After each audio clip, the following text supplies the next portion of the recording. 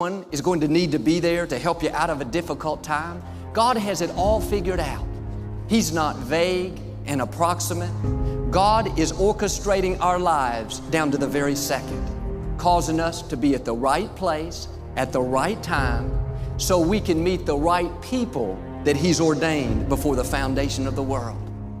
I can look back over my life and see time and time again where God directed my steps down to the exact moment. If I had been 10 seconds earlier or 10 seconds later, I would have missed an opportunity. One Sunday morning, years ago, I was in the front lobby of the old church, running up the stairs to the television department. Service was about to start, and I was in a big hurry. The stairs had a railing that overlooked the front lobby. And just as I was about to turn and go into this closed-off area, a man walked through the lobby that I had not seen in many years. He hollered up to me, "Joel, my cousin has a construction permit for a full-power television station. He'd like to talk to you." Our paths crossed for maybe 10 seconds, but when he said that, something leaped on the inside. I knew it was for me. Long story short, the ministry put the station on the air. We ended up selling the station for a significant profit that was very instrumental in us renovating this facility. But if I had been 5 seconds earlier, I'd already been up the stairs. If he had been 5 seconds later, if he had stopped by the water fountain to get a drink, our paths would not have crossed.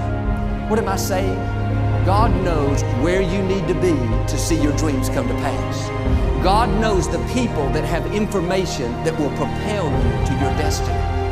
As long as you stay in faith, God will have you at the right place, at the right time, and He'll bring the right people across your path. Victoria and I were on a certain national talk show quite a few times over the years.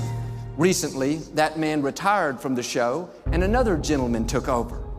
I was walking downtown in New York and I saw this big billboard advertising the new show with this man's picture on it.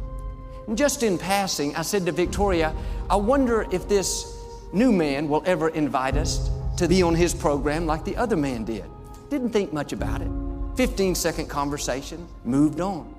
4 hours later, Victoria came running into the hotel room. She was so excited. She had been downstairs in the lobby. She said, "Joel, you'll never believe who I just met. It was this man from the new program." And this is not like Victoria, but she ran over to him, shook his hand, and said, "Hi, I'm Victoria Osteen. My husband Joel and I were just talking about you earlier today." He said, "Wow, that's great, because I'd love to have you guys on my new program." Friends, God has it all lined up. There are 6 billion people on the planet. What are the chances of he and Victoria meeting up like that? That's God directing our steps down to the very second. God knows how to get you to the people that have opportunity.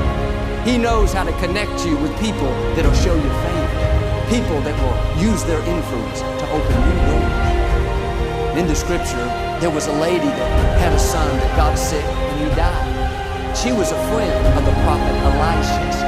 Elisha came to her home, prayed for the little boy, and he came back to life. It's one of the great miracles in the Bible. Later, there was a famine in the land. The lady had to leave her home, leave her property, and move to the land of the Philistines. Years went by and the famine was over. This lady decided to go back to her home there in Israel. But when she got there, somebody was living in her house, farming her home. She went to see the king. He had the power to correct. She didn't know what the king would do. After all, she'd been gone for a long time. He could have said, "Too bad you lost your rights when you left. Don't bother me, it's not my problem, it's yours." He could have been uninterested. But it just so happened there was a man there with the king by the name of Gehazi. Gehazi was Elisha's main assistant, his right-hand man. And the king asked Gehazi to tell him some stories about the miracles that Elisha had performed. Gehazi started telling this story about the woman that had a son that was sick. He died and Elisha prayed and he came back to life.